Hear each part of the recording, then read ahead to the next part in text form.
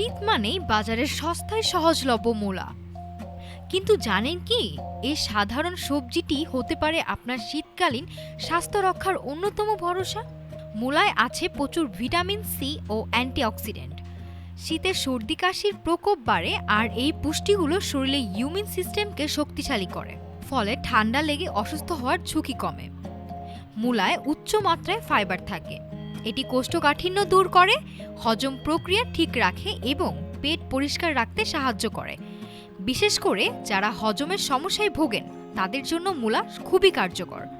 মূলা হলো পটাশিয়ামের একটি ভালো উৎস।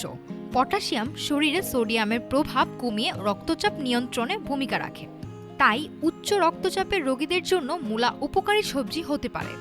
মূলাতে থাকা অ্যান্থোসায়ানিন হার্টকে সুস্থ রাখতে কাজ করে। এটি রক্তনালীর প্রদাহ কমায় এবং হৃদরোগের ঝুঁকি হ্রাস করে।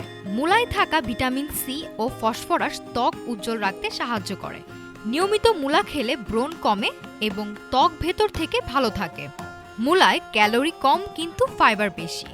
তাই যারা ওজন কমাতে চান বা নিয়ন্ত্রণে রাখতে চান তাদের ডায়েটে মূলা রাখাই ভালো।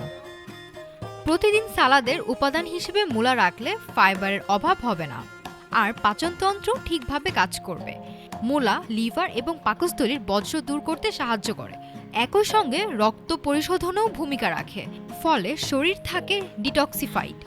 মূলা খাবার হজম সহজ করে এবং অ্যাসিডিটি, গ্যাস্ট্রিক, বমি বমি ভাবের মতো সমস্যা কমাতে সাহায্য করে। Desk report, Dhaka today.